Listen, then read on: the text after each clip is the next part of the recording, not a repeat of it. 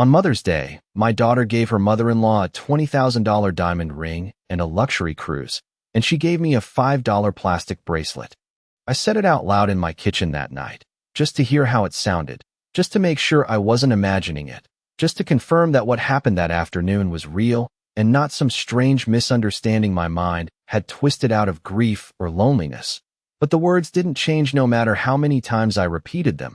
They sat there in the air, cold and solid. Just like the way Emily's smile had looked when she handed me that tiny box, the kind you'd expect to hold a piece of costume. Jewelry from a clearance bin. Not a Mother's Day gift from the daughter you raised on your own after her father passed, the daughter you worked double shifts for, the daughter you once skipped meals for so she could have everything she needed without ever knowing what it cost you. And I remember standing there in Daniel and Emily's living room, sunlight pouring through those wide glass windows, the kind that make everything feel warm and perfect from the outside, and thinking how beautiful it all looked. The long dining table set with fresh flowers, the soft music playing in the background, the scent of roasted chicken and herbs filling the air. It was exactly the kind of day I used to create when Emily was little, back when Mother's Day meant hand-drawn cards and sticky hugs and whispered, "I love you, Mom," instead of polite smiles and carefully staged moments. And I had even brought a small gift for her. Nothing extravagant, just a delicate silver locket with her childhood photo tucked inside. Something meaningful, something that said I still remembered who we used to be, and I had arrived early, just like I always do, because I believe in showing up, in being present, in making an effort even when no one else seems to notice. And when Linda arrived, everything shifted in a way I couldn't quite explain at first. Emily rushed to the door with a kind of excitement I hadn't seen directed at me in years, her voice lifting, her posture straightening, as if someone more important had just entered the room, and I watched as she hugged her mother-in-law with both arms, laughing softly, guiding her inside like she was the guest of honor, while I stood there holding my purse, suddenly unsure of where I fit in this carefully arranged picture. And then came the moment, the one I keep replaying in my mind.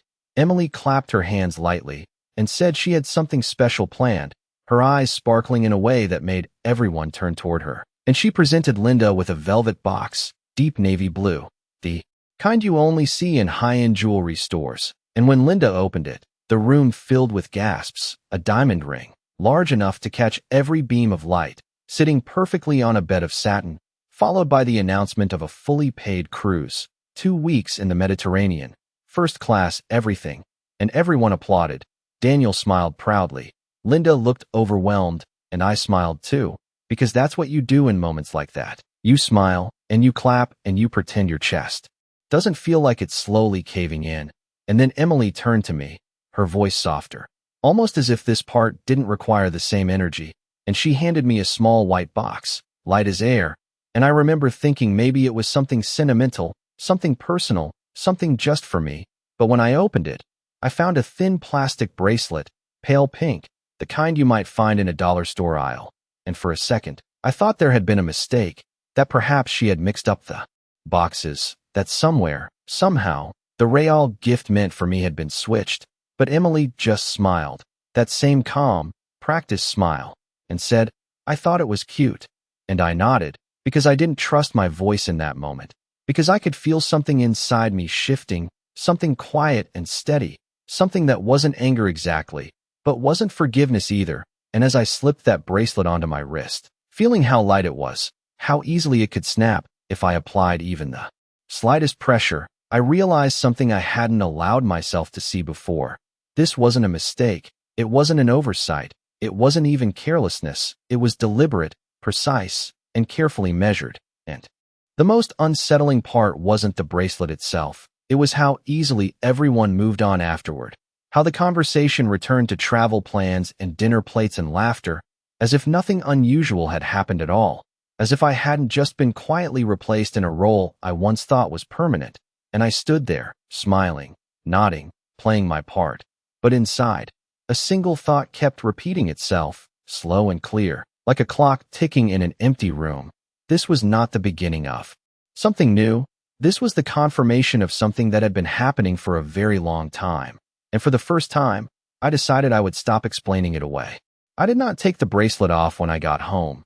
Not right away. Not even when I changed out of my dress and hung it carefully in the closet like I always do after family gatherings, as if treating the day with respect might somehow make it feel different in hindsight. Instead, I kept it on my wrist while I moved through the quiet of my house, turning on the kitchen light, setting my purse down in its usual place, rinsing a glass even though I was not thirsty, just to hear the sound of running water fill the silence, because silence has a way of making certain thoughts louder than they need to be. And tonight those thoughts were already sharp enough. I caught my reflection in the window above the sink, and for a moment I did not recognize the woman looking back at me, not because she looked older. I have made peace with aging a long time ago, but because there was something else there now, something more aware, more alert, as if a layer of softness had quietly peeled away, and I raised my hand slightly, letting the kitchen light catch on that thin strip of plastic. It did not shine the way the diamond had. It did not demand attention. It barely existed at all unless you were looking for it. And I wondered if that was the point, if it was meant to blend in, to be overlooked, to sit there without causing a scene, much like the role I had been playing for years without ever questioning it. And that was when the memories started coming back, not all at once, not in some dramatic rush, but slowly, carefully, like pieces of a puzzle being placed on a table one by one. Moments I had dismissed before, things I had explained away with kindness or patience or the simple belief that family meant well even when they fell short. I remembered the year Emily said they would celebrate Christmas early because Daniel had work commitments, only for me to later see photos of a full dinner at Linda's house on the actual day. I remembered the time she told me Emma's school recital had been rescheduled, and it would be too early in the morning for me to attend, only to hear from a neighbor that it happened at the usual time and the whole family had been there.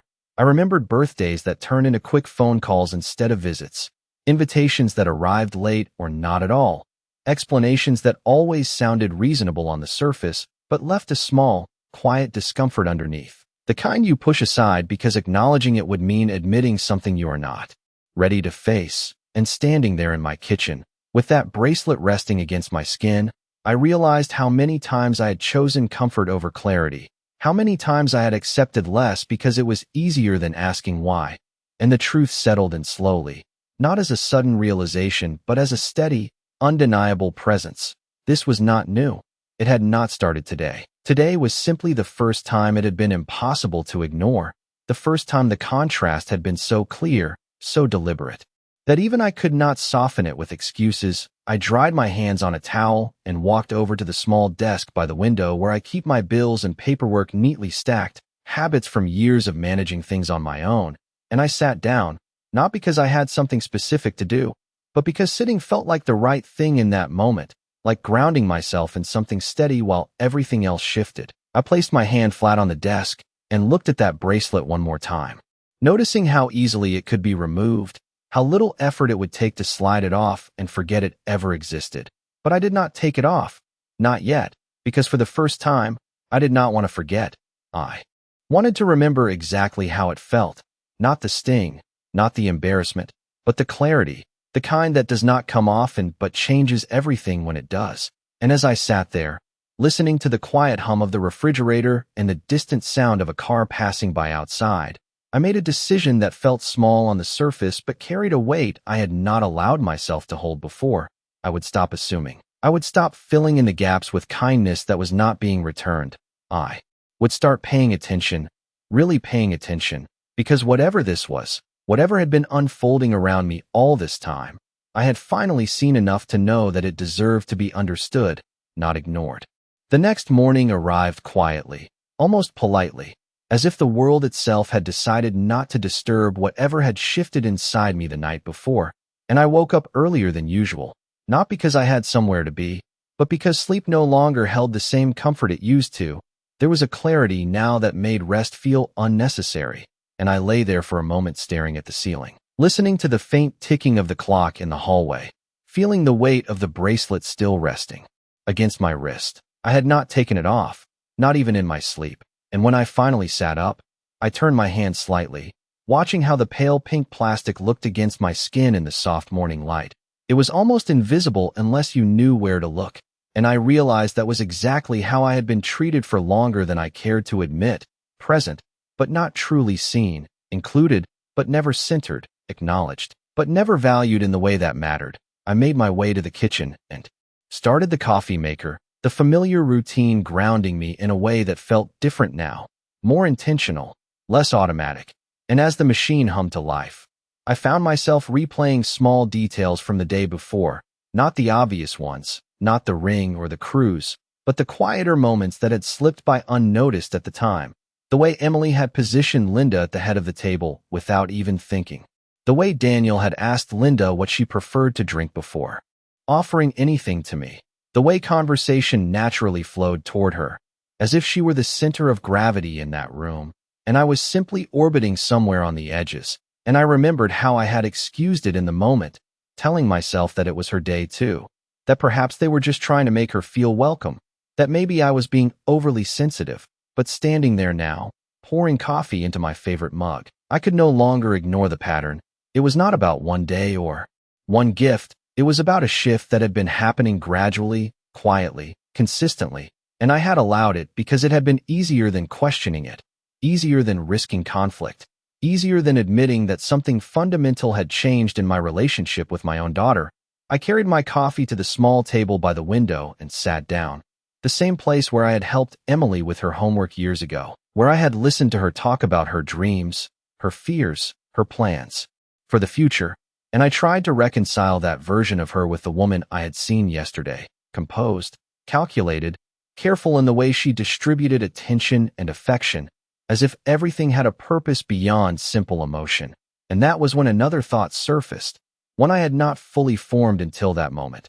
What if this was not just about preference or closeness? What if there was something else guiding her choices, something more practical, more deliberate, something tied to decisions that extended beyond gifts and holidays? I set my mug down slowly, feeling a subtle tightening in my chest, not from hurt this time, but from awareness, and I began to think about the conversations we had not had, the topics she avoided, the way she deflected whenever I mentioned long-term plans or financial matters, the polite but distant responses whenever I brought up anything that required transparency. And for the first time, I allowed myself to consider the possibility that I had not been excluded by accident, but by design, that there was a reason I was being kept at a distance, a reason my role had been reduced to something symbolic rather than meaningful. And as that realization settled in, I did not feel anger the way I expected. Instead, I felt something steadier, something colder, a sense of focus that replaced the confusion I had carried for so long.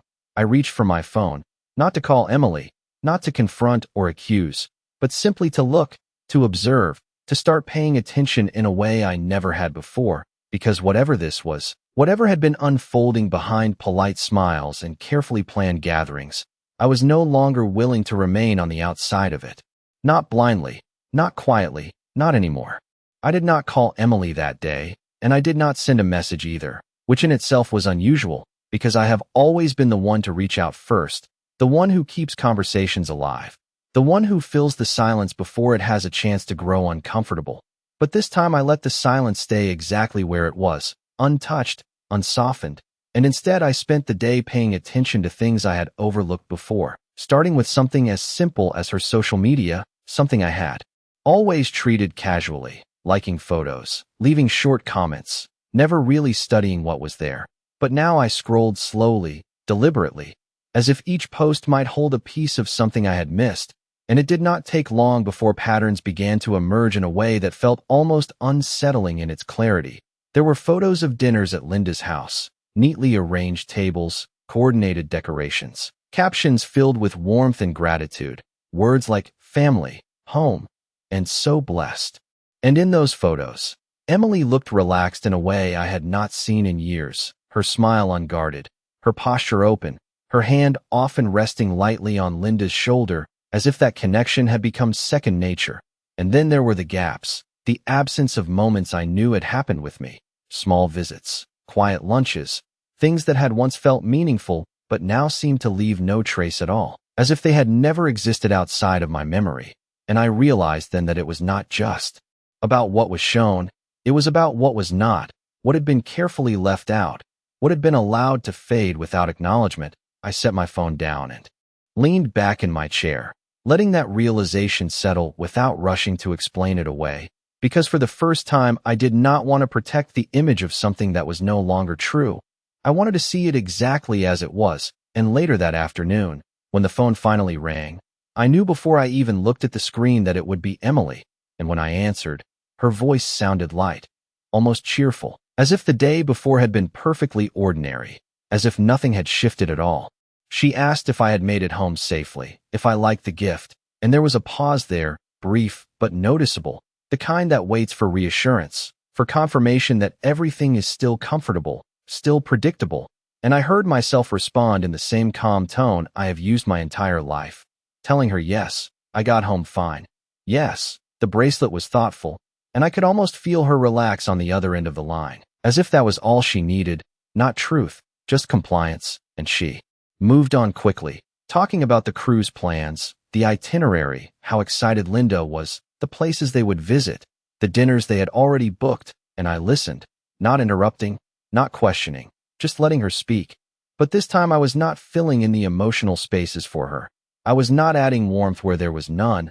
I was simply observing. And when she mentioned that they might be busy for the next few weeks because of preparation, that they might not have as much time to visit, I noted the phrasing carefully, the way it positioned distance as something temporary, something unavoidable, when in reality it had already become routine. And when the call ended, I did not feel the usual urge to call her back with something I had forgotten to say. Instead, I sat there for a moment, letting the quiet return, and I understood something with a level of certainty I had never allowed myself before. This was not a misunderstanding waiting to be cleared up. It was a structure, a pattern that had been built slowly and maintained deliberately. And if I wanted to understand it, truly understand it, I would have to stop reacting to it emotionally and start looking at it for what it was, piece by piece, detail by detail, without flinching, without softening it. Because whatever role I had been given in this new arrangement, it was no longer one I intended to accept without question. The following day, I found myself opening drawers I had not touched in years, not because I was looking for anything specific, but because something in me needed to revisit the past with a different lens, one that was no longer softened by sentiment or filtered through the assumption that everything had been built on mutual care. I started with the old filing cabinet in the corner of my study, the one I had kept organized through decades of bills, receipts, school records, and documents that marked the quiet milestones of a life spent raising a child. And as I flipped through folders labeled in my own handwriting, I began to see a story that I had never fully acknowledged before. There were tuition payments from Emily's college years, lines of numbers that had once represented sacrifice, but that I had always framed as love. There were checks written during the early years of her marriage, small amounts at first, then larger ones, notes in the margins reminding myself that they were just temporary help, that they would get back on their feet, that family supports each other. And I remembered how I never kept track in a way that expected anything in return. I did it because I believed that what I was building was something lasting, something that would naturally hold me in its center as the years went on. But now, looking at those same records, I noticed something I had missed before, the gradual shift. The way the requests became less frequent, not because they needed less, but because they had found another source, another structure, another center that did not include me. And I sat there holding a faded receipt, feeling the weight of time in a way that was both heavy and clarifying. Because it was not about the money. It had never been about the money. It was about what that money represented, the belief that I was part of something reciprocal, something that would not quietly rearrange itself without me.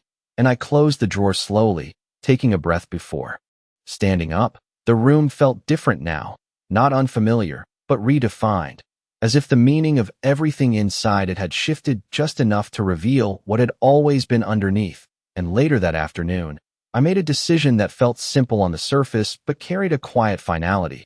I drove to the bank, something I had not done in person for quite some time, preferring the ease of online transactions. But this required something more deliberate, more tangible. And as I sat across from the young woman at the desk, I found myself speaking with a clarity that surprised even me, asking for a full review of my accounts, my assets, the structures I had put in place over the years without ever questioning who they truly served. And she nodded politely, pulling up information, explaining details. But I was not there for explanations. I was there to see, to understand, to look at everything without assumption. And as numbers appeared on the screen, I realized how much of my life had been organized around the idea of eventually passing things on, of ensuring that Emily would be secure, that she would never struggle the way I had. And I wondered, not with bitterness but with a kind of quiet curiosity, whether she had ever thought about that at all, whether any of it had crossed her mind as she placed that bracelet in my hands. And when I left the bank, the air outside felt sharper, clearer, as if something inside me had aligned with the world in a new way, and for the first time, I understood that whatever I chose to do next, whatever decisions I made moving forward, they would not be guided by habit or expectation. They would be guided by what I now knew to be true, and that truth, once seen, could not be unseen. It was 3 days later when something small but undeniable confirmed what I had already begun to understand. And like everything else, it did not arrive in a dramatic way. There was no confrontation, no raised voices, just a moment that would have passed unnoticed if I had still been the person I was before that Sunday. Emily called in the early evening, her tone light, almost casual, asking if I could help her locate an old document, something about a copy of a financial statement from years ago. She said she thought I might still have it since I was always the one who kept records, and I listened carefully, not just to what she was asking, but to how she framed it, the way she presented it as a simple favor, something routine, something expected, and I asked her what exactly she needed it for, keeping my voice even, not suspicious, just curious, and there was a pause, longer than it should have been for such a simple question, followed by a vague answer about organizing paperwork and making sure everything was up to date. And in that moment, something settled into place with a clarity that did not require further explanation. It was not the request itself that mattered. It was the timing, the context, the pattern it fit into so precisely, and I told her I would look for it, which I did, not because I felt obligated, but because I wanted to see exactly what I had, what existed in my possession that might be of interest now. And as I went through the files again, more carefully this time, I began to notice details I had overlooked even just days before, documents related to property, old agreements, records of transfers and contributions that had been made quietly over the years, things I had never thought to question because they had been done in trust, in the assumption that intentions were shared and understood. And I realized that there were pieces here that connected more than I had allowed myself to see, threads that tied past decisions to present behavior in a way that felt deliberate rather than coincidental. And when I called her back later that night, I told her I had found the document, that I could send a copy if she needed it. And again there was that slight shift in her voice, that careful recalibration, as if she was measuring something, adjusting something, and she thanked me quickly, almost too quickly, before moving the conversation away from the topic entirely, asking instead about my day, about whether I had been keeping busy, and I answered simply, giving her nothing more than what was asked, nothing that could be interpreted or expanded upon. And when the call ended, I sat there with the document still in my hand, looking at the numbers, the signatures, the dates, and for the first time, I saw them not as isolated records, but as part of a larger structure, something that had been quietly built over time, something that I had contributed to without ever stepping back to see its full shape. And I understood then that whatever was happening now was not spontaneous. It was connected to choices made long ago, choices I had made with trust, without conditions, without the expectation that I would one day need to revisit them. And yet here I was, not with regret, but with awareness, holding evidence of a history that suddenly felt far more relevant than it ever had before. And as I placed the document back into its folder, I felt that same steady clarity return, stronger now, more defined, because each small moment, each quiet detail, was no longer standing alone. They were aligning, forming something that could not be dismissed or explained away, and I knew, without needing to say it out loud, that whatever came next would not be based on assumptions anymore. It would be based on what I had finally allowed myself to see.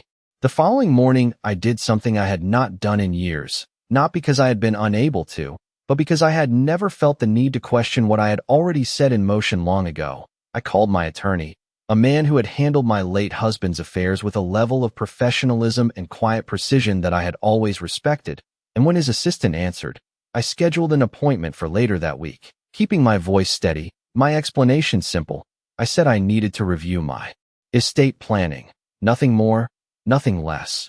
And even as I hung up the phone, I felt a shift that was no longer subtle. This was no longer about observation. It was about action, not reactive, not emotional, but deliberate, measured, and entirely my own. And the days leading up to that appointment unfolded with a kind of clarity that made everything else seem almost secondary. I moved through my routines as usual. Grocery shopping, light cleaning, tending to small tasks around the house. But underneath it all, there was a quiet current of awareness that did not fade. Every interaction, every thought, every memory now passed through a different filter, one that did not allow me to soften reality into something more comfortable. And when Emily called again, which she did 2 days later, her tone was slightly different, not dramatically so, but enough that I noticed it immediately. There was a careful warmth in her voice, as if she were trying to re-establish something that had shifted without her fully understanding why. She asked if I had found the document, if I needed help with anything else, if I had plans for the weekend, and I answered as I had before, calmly, without offering more than what was necessary. And I could sense her adjusting again, trying to find the version of me she was used to, the one who filled in the spaces, who reassured, who made everything easy. But that version of me no longer existed in the same way. Not after what I had seen, not after what I had allowed myself to understand. And when the conversation ended, I did not feel the usual pull to maintain connection, to extend the moment.